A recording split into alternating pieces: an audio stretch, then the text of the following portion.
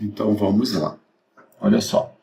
Então, eu vou falar agora, né, sobre a equação da vorticidade em coordenadas isobáricas. Então a aula anterior foi sobre a equação da vorticidade em coordenadas cartesianas, e aí a gente sabe que em coordenadas isobáricas o termo que envolve densidade ele não aparece, ok? E em coordenadas cartesianas a gente tem, quando você deriva as componentes da equação do movimento na direção x e y e faz uma subtração entre elas, você chega numa equação que te dá a vorticidade. No caso, a gente chegou ali numa equação da vorticidade absoluta, onde a vorticidade relativa está embutida. E tinham alguns termos que produziam essa variação da rotação ou variação na vorticidade relativa. Porque, apesar de ser importante nós medirmos essa vorticidade relativa, por exemplo, ao longo de sistemas sinóticos de média latitudes, para entender sobre a intensidade, o ciclo de vida desses sistemas, né? Como é que a vorticidade ela se dá no início, no meio e no final da evolução desses sistemas, é importante que nós saibamos quais são os mecanismos dinâmicos que estão envolvidos dentro dessa mudança de rotação, dentro dessa mudança da circulação, da vorticidade relativa, perdão.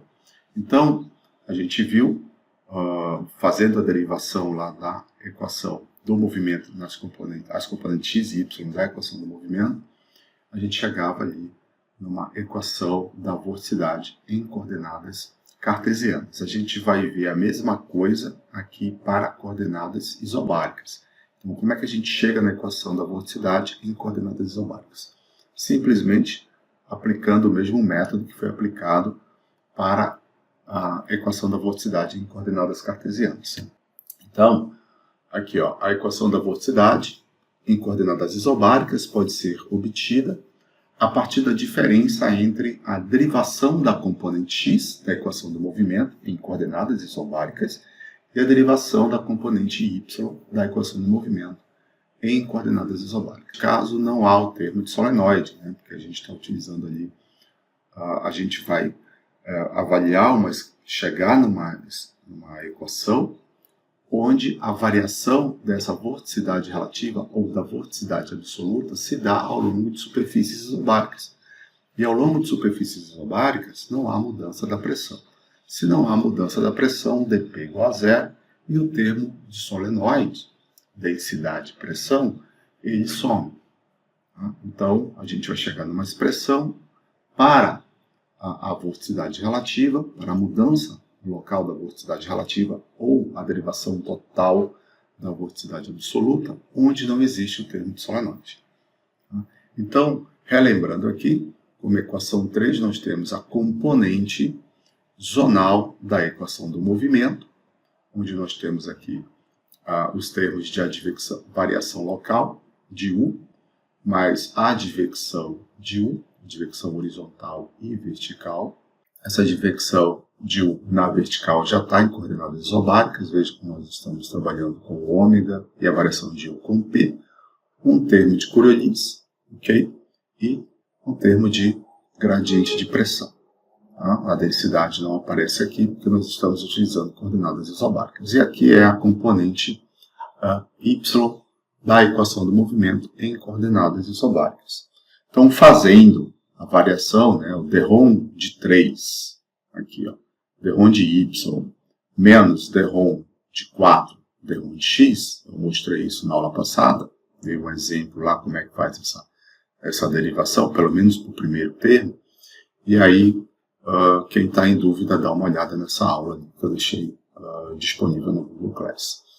Então, o que acontece aqui? Fazendo essa diferença, você vai chegar naturalmente nessa expressão aqui para a variação local da vorticidade relativa em coordenadas de pressão. Ok? E a gente tem aqui que o derrom de zeta, derrom de t, é igual ao menos VH escalar gradiente de zeta mais f, né? Lembrando que o zeta mais f é o nosso neta, que é a vorticidade absoluta, menos ômega derrom de zeta derrom de P, isso aqui é vocês vão ver aqui a advecção vertical de vorticidade relativa, tem o menos zeta mais F, que multiplica divide V, mais um K escalar, derrom de V, derrom de P, rotacional do gradiente de ômega.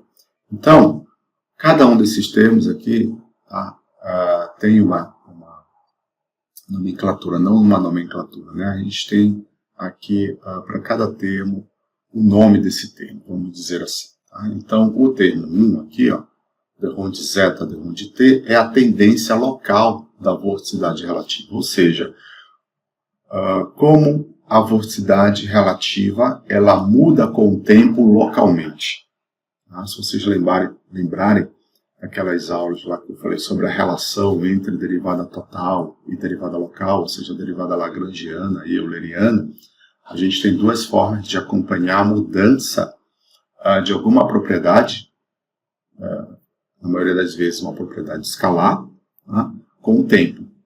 Localmente, ou você pode fazer acompanhar essa mudança ao longo do movimento. E daí você tem uma derivada lagrangiana.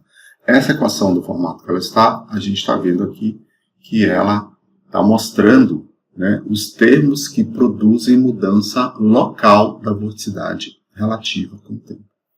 Então, o primeiro termo é a tendência local da vorticidade relativa. Okay? O segundo termo, que é o menos VH escalar gradiente de zeta mais F, é a advecção horizontal de vorticidade absoluta. Isso aqui é o neta. Zeta mais F é o neta.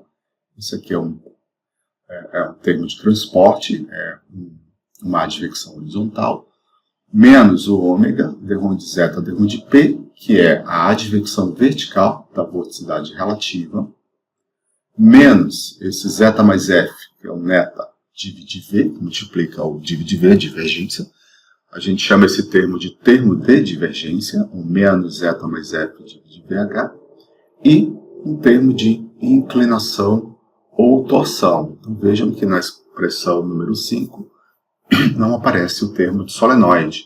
Quando a gente derivou a equação da vorticidade para coordenadas cartesianas, aparecia lá o termo de solenoide. Inclusive, nós vimos como cada um desses termos fisicamente contribuía para a mudança da vorticidade absoluta lagrangiana.